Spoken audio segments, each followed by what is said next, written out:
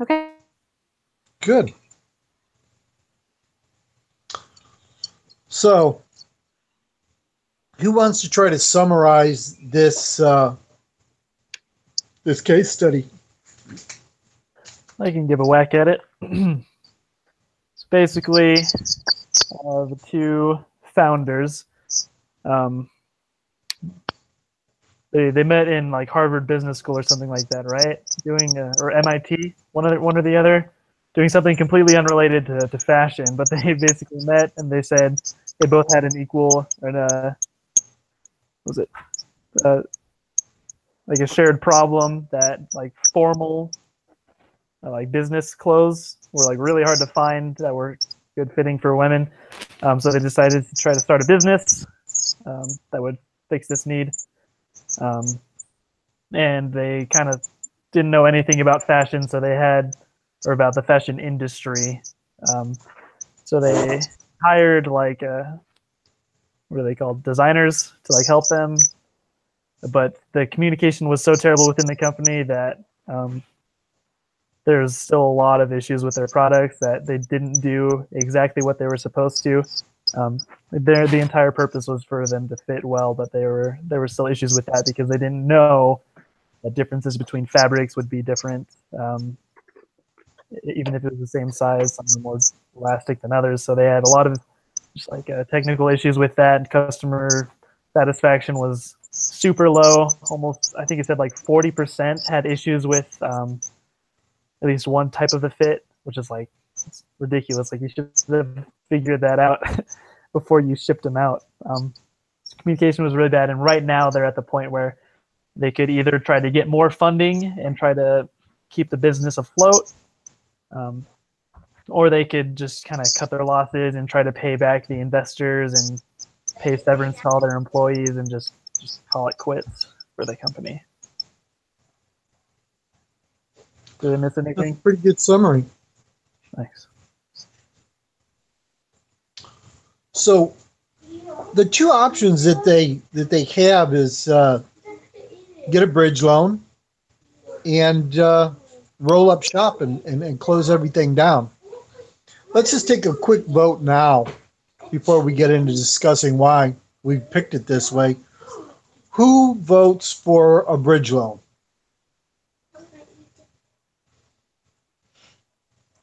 Everybody's wagging their head no. I agree. I uh, I argued in my paper that I turned in for a bridge loan, but the more I look at this and finding case study B and reading it, I think they should just roll up shop and try to pay everybody off.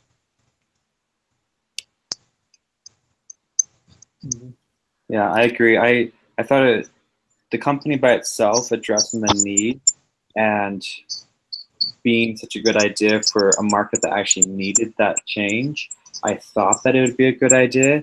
But when it comes down to it, they just weren't able to execute it correctly. So, what do you think is at stake in the decision that they have to make? I think their reputation as business owners is kind of very close to being just like shattered if they try to revive this dead business, and then they could totally lose all credibility with future investors who know, oh, those are the people who failed this company. They won't be able to put this on their resumes and have it be a good thing. It's kind of just an overall just terrible situation they got themselves into, and there's the future of their entrepreneurial careers are at stake. If they're not careful, then they can carry around a bad reputation the rest of their lives. I think they can still recover from it. They're not just like, I think entrepreneurs often make mistakes and struggle and go under even. I don't think it's like going to ruin everything for them, but I think what's at stake is the money that was invested in their company. I think it's what's at stake is maybe their relationship as friends. I don't know if that's important to the case, but I think that's at stake. I think the people who are employed by them, their employment's at stake. So there's a lot of things that are at stake in this company, but I think that the best move for them is to stop now and not pursue more money, because I think it'll just mean more investors will lose money. And so I think it could hurt their relationship more, and it could just mean longer until their employees don't have an income. I think it's just better to stop now rather than pursue something that's not working out. I agree. It's not much different. I could think that you could actually change to be better than what you said already. Yeah, I didn't mean. Sorry, I probably came across as really negative. I didn't mean that they're terrible people and that their careers are ruined. They're terrible things. They might be. They definitely could be, but how they go about the situation, they could either try to save it as much as possible, and I think there's definitely still a possibility for them to come out learning a lot and not be slain by the company, by its legacy. So, I originally argued that they should pivot. And they should go ahead and try to simplify what they were doing and jettison this one aspect of the business that was generating most of the losses, and try to tailor their marketing towards the higher end clientele that they were trying to reach, and maybe just scale down to like 5 to 10 pieces that they sold. But they still had the problem of not knowing what they were doing. They were fresh out of school. They were probably 25, 26 years old. And I think this was probably the first business venture either one of them had tried. And the mistake they made, I feel, in the beginning was they didn't test their assumptions out very well.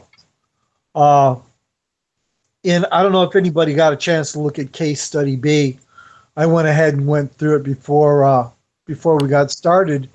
And one of the things it pointed out was that you have to keep testing and testing and testing. You just don't throw a couple of trunk shows and then go into business. You have to continue to keep testing things until some big retailer picks you up. And they didn't do that. They tried to go national and tried to just bite off more than they could chew. I think it was noble, but I think that was what their big issue was. If you were to argue for the bridge loan, what would you have told the investors?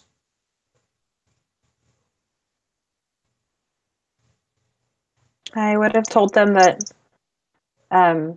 that now we understand who our target customer is.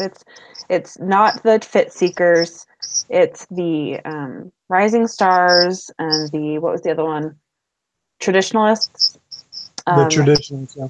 Yeah, those are the kind of people we want as customers. And so we need to find out what fits are most important to them and what styles are most important to them, narrow it down, and go after that. That's what I would have said. I would have said, this has been like a trial run where we've learned, and this is what we're going to do. And we're also going to do this to change our operation so it works better. I would come up with like a step-by-step plan. Like, okay, we're going to make sure we have the right people working for us to do it. And that would be what I would present to them, is like, we've learned and we're going to do better and we're going to simplify. Because I think that was one thing, is they went too much too soon. We need to simplify. Okay. I would have told them pretty much the same thing. You're just too good at your words, Anne. But if we do go for a bridge loan, it can help business survive. We'll have to cut back the operating costs and limit the production line. But rather than going out completely, the bridge loan will be the way to survive and get to the next round, to have the business grow at the speed that we were hoping for, but at a sustainable rate.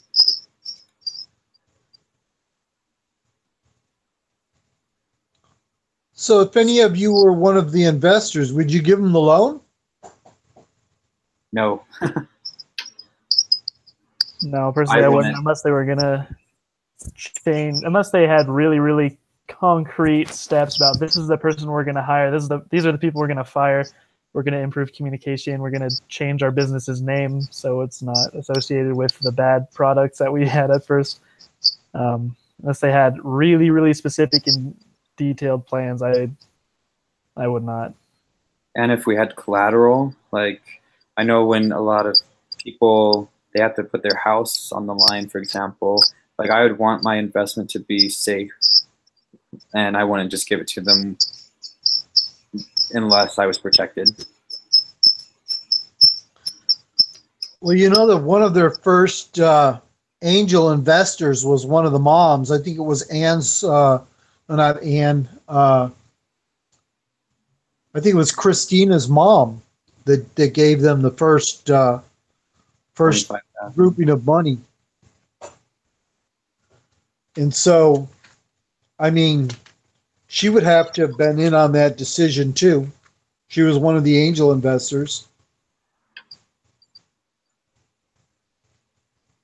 Yeah. So was how that does this? Go ahead.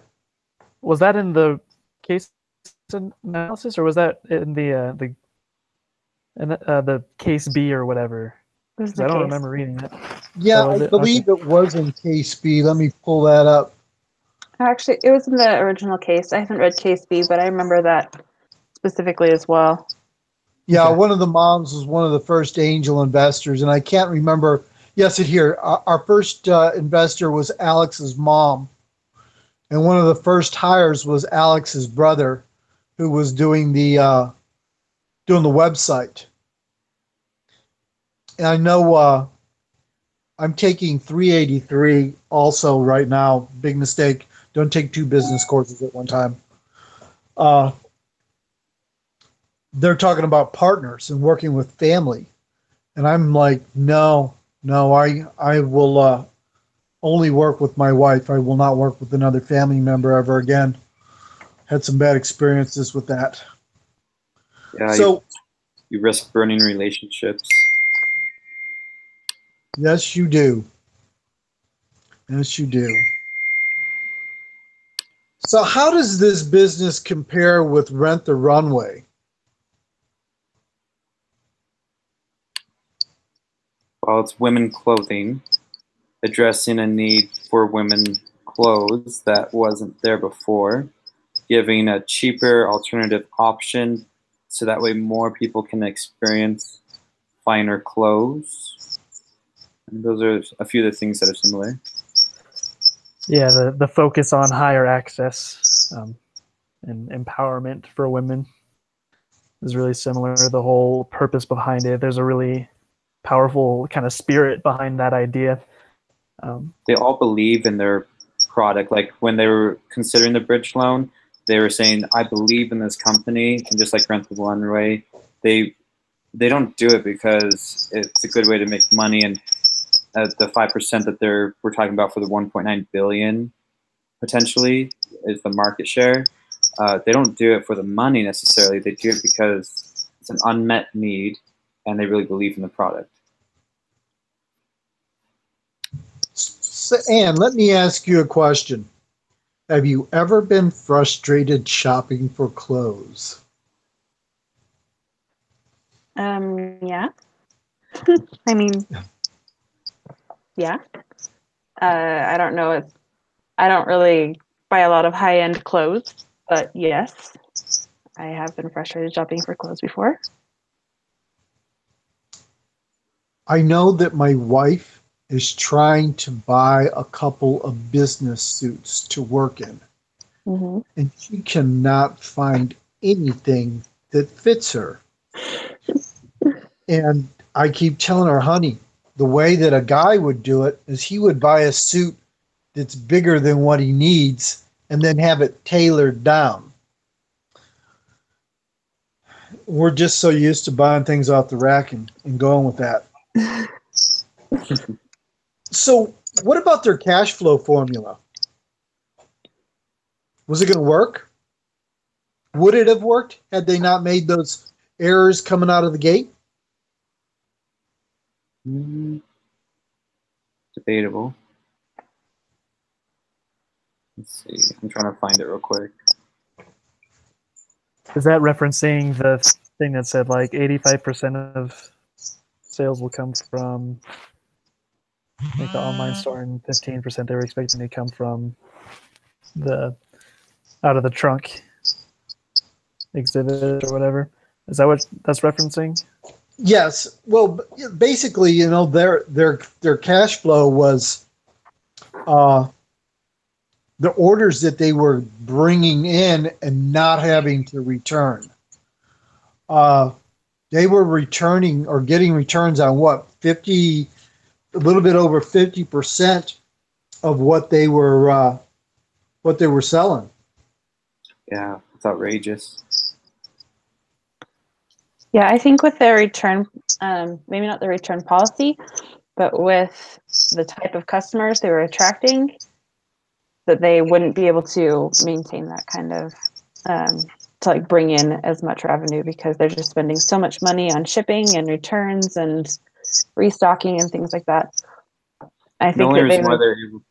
Oh, sorry. Go ahead. oh, it's okay. I think that they would benefit from, I mean, I hate this because I am all about free returns and free shipping.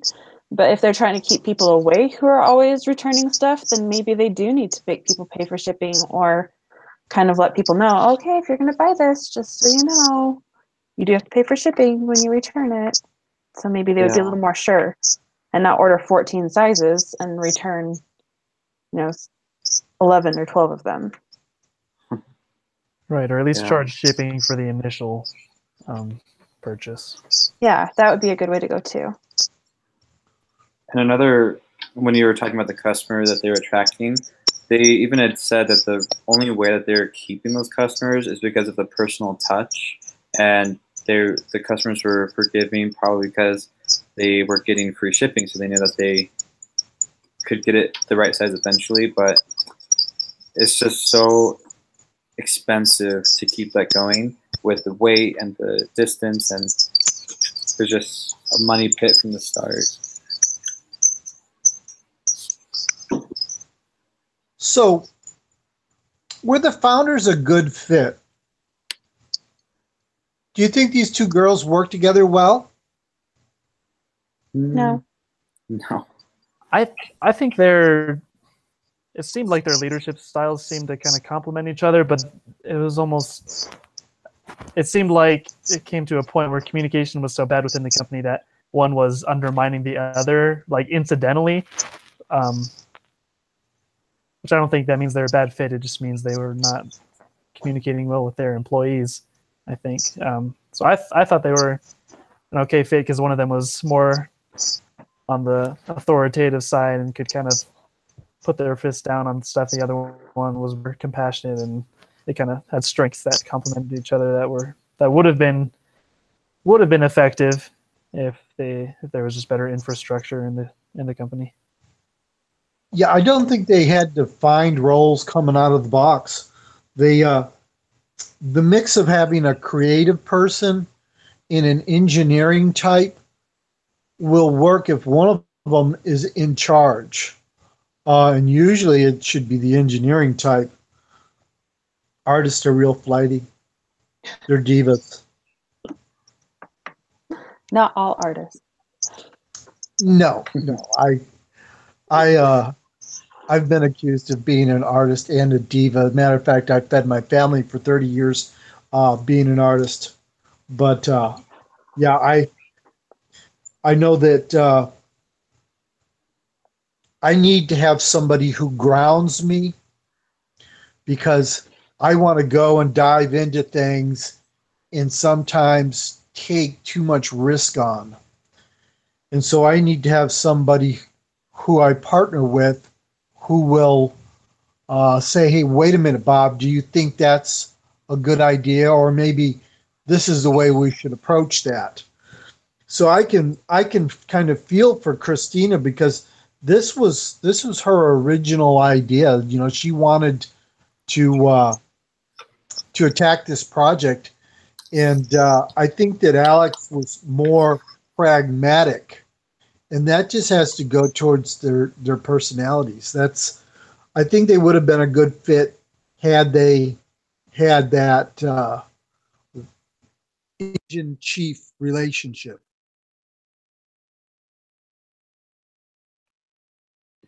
It seems like a lot of the companies that we're studying, they just don't have, they have great ideas, but like you said, they coming out of the gate, they don't have their defined role, so they don't know what to do. And when problems arise, it just goes downhill from there.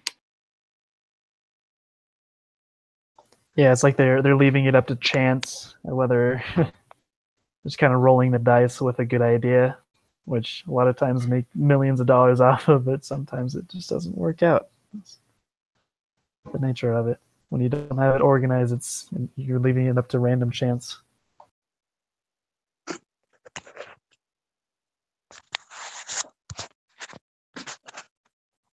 So the last question, or the last two questions here, are about the team and the investing partners.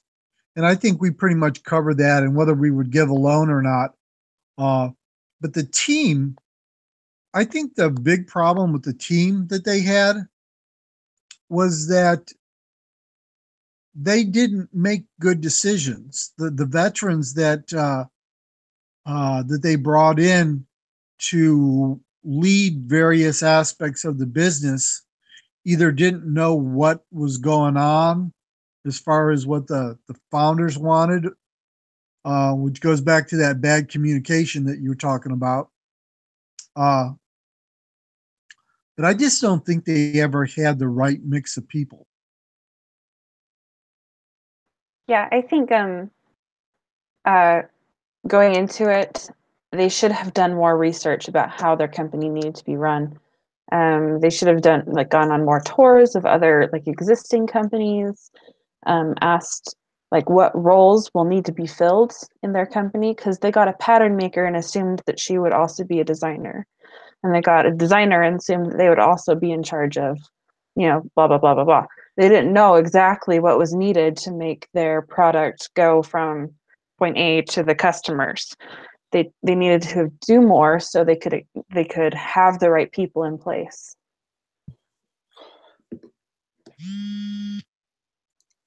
Hey, Kevin. Hey, sorry I'm late. That's okay. We're working on the last couple of questions here on the instruction packet that they give us. We were talking about the team and how they all fit together and how the investors, as not as the investors, but how the founders fit together as a duo.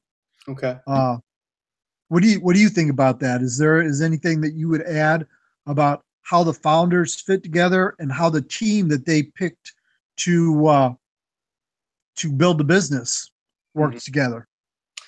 Yeah, I think that they went into it. The two went into it with the thought that their friendship was going to last above everything else, and I think it's hard in business to have friendships last. So I think they were a little naive in that in the beginning.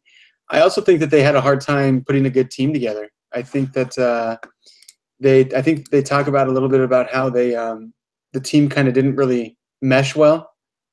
Did I read that correctly? They didn't mesh well. They had like a good cop, bad cop type of thing going on. They kind of, if you're going off to Starbucks, you knew you were getting in trouble type of thing, or you were going to be let go. I mean, I just think they were really naive in a lot of things they were doing. And I think that they made a lot of assumptions without really testing out some of their thought processes. They kind of used their assumptions that they would be able to, they were women, they like clothing, they like fashion, so they should be okay with putting something together. And I just think they really underestimated a lot of the details that they were going to be faced with. I don't know. Am I way off base what you guys were talking about, or? No, that was like a perfect summary of what we talked about. Okay, sounds good. So this is my favorite question out of the whole packet here. If you had 6 months more cash, could you fix Quincy? No, no, I that's don't. failed. I think that was failed from the start.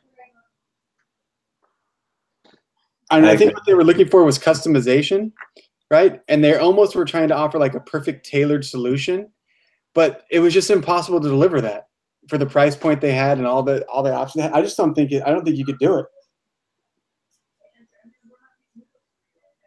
I agree. It was a great concept, but without the proper testing and everything that they were just not doing, it wasn't going to work, and they proved that. Plus, something else we haven't talked about is how easily replicatable, how easy it'll be for another company that's organized and structured to do exactly what they're doing.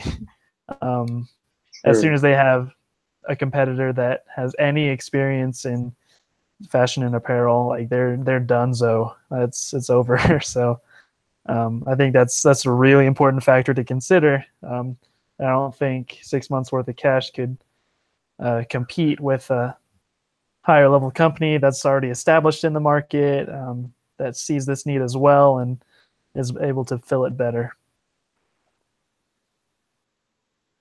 It's true. I'm always the optimist looking to see if I can make something work. I sometimes hold on to things longer than I probably should. So I probably would see if I could turn around things in 6 months, but I would have approached it entirely differently than what they did. I would have brought everyone together uh, for a meeting and articulated the plan and just made it real simple so that everyone knew what they were supposed to be doing and have people reporting on a daily or a weekly basis, depending on what they did for the company. In the B case, the question that they asked was Quincy doomed from the beginning, and what might you have done differently?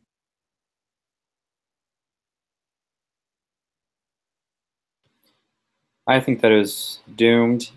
What I would have tried really hard to do differently is, we kind of touched on it earlier, just have proper roles established, have the business, like, create your hypothesis and test your assumptions and have everything lined up that you need to.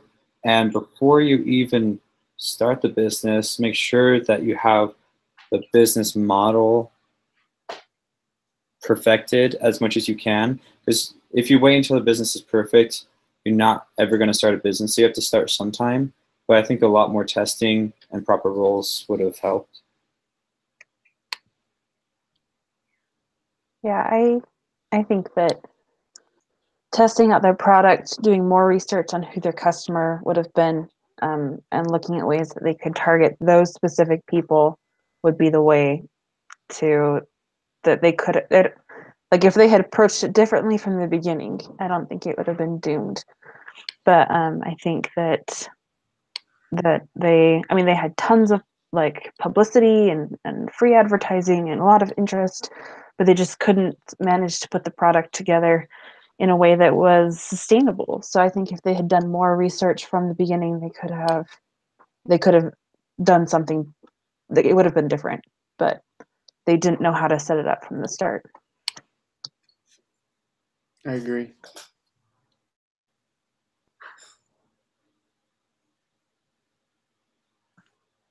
So, what are the top 3 takeaways that you got from this case study? Do simple, cheap tests. A good idea is not all it takes. Yeah. Have your MVP. I think also do cheap do the test, do the work, don't assume things, right? They made a lot of assumptions that they just, they didn't really test things out. And when they did test things out, they ran into problems right away. They did that one show and people made orders and then they had problems, right? They couldn't deliver the same fabric people wanted. They had issues. So Yeah, so don't rush the launch. Just getting your product out there isn't necessarily good because I don't know. You don't exactly what y'all said. You need well, to it's test funny things. because I've taken other classes, and one of the things they tell you is like, don't be afraid to suck in the beginning, like when you're launching a product. But that's more like in technology and things like that. These people were specifically looking to deliver almost a customized, perfect fit clothing solution. And if that's what you're going to deliver, you have to deliver that, or else it's over. You're just another. It's not like you're out putting out a trinket or like your first. Like it's not like Microsoft putting out Windows XP or whatever. They figure there's gonna be a lot of bugs in it, but we'll put it out there and we'll patch it along the way as we go. People expect that, but when they're asking for a customized, tailored piece of clothing, you got to deliver. Exactly. It was kind of an all or nothing promise there. Like, oh, all of these other brands aren't perfect. Well, because we have all these different customization options, then we will be, but then it's not. So like, it's literally all or nothing there. One dimension that doesn't work is the whole product. They have to send it back because it didn't do its function.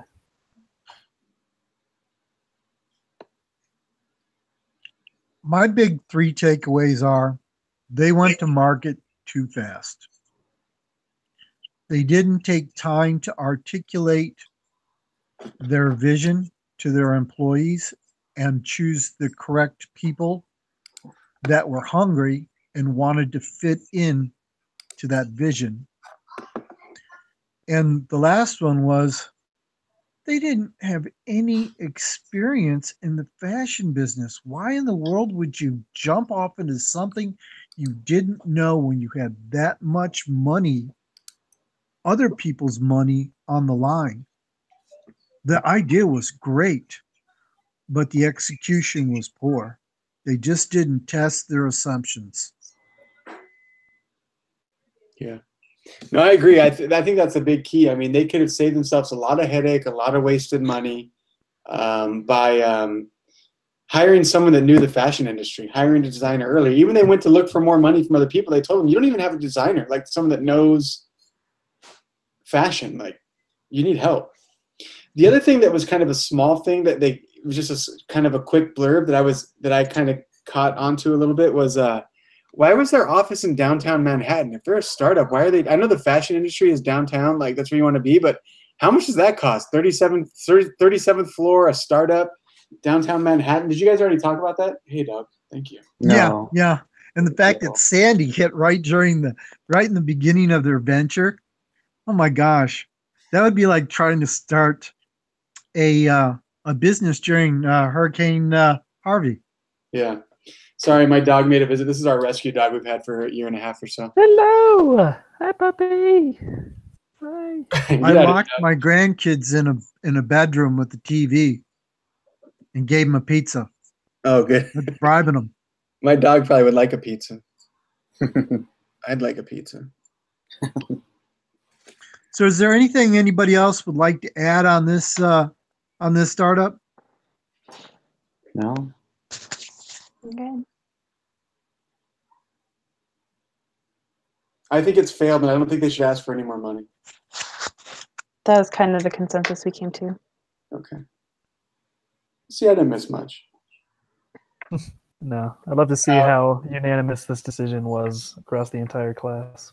I'm sure it had to be, right? Like, I don't think anyone could feel good about this. So, Well, go ahead. I was just going to say I have to go in a little bit. So I was wondering if we wanted to stop the broadcast in a second and discuss the assignment of it. I just kind of, Okay. I mean, feel free to wrap things up. I just have like 10 minutes and then I have to run. Yeah, I have like The 4 only minutes. thing that I wanted to say in closing was that one of these girls has decided not to do another startup, whereas the other one is not adverse to doing it again, but she would never do a 50-50 split. So I think they learned some valuable lessons here that will move them along in their career. Yeah, I think the best advice they got was when they went to California, right? Talked to some VC firms and some people they trusted, and they told them like, "Hey, you guys got to wrap this up. Like, end it in a good way. Be positive about it, or else you're gonna have a bad reputation. You basically like if you can't get more money, just wrap it up in a good way. Be graceful about how you finish, or else, and take it as a learning lesson, right? They just got to learn from it. What's the famous? I think we've all had the. I don't know. Maybe we've all taken that class where they talk about is it WD-40? They failed 39 times. The 40th time was the final time they got the solution right. So you got to fail sometimes before you can succeed. That's true. You can't expect to succeed on your first try, especially if you have no idea what you're doing. Yeah. I mean, even look at guys like, in the Steve Jobs biography or whatever, the book about Steve Jobs, they talk about some of the things they were doing in the beginning. The first thing they developed was a way that you can get free long-distance phone calls back in the day. They had this little device that they could hook to the computer and get free long-distance phone calls, and they went to sell it to some random guy, and he robbed them. Like they got, yeah. I mean, a lot of people fail before they're successful.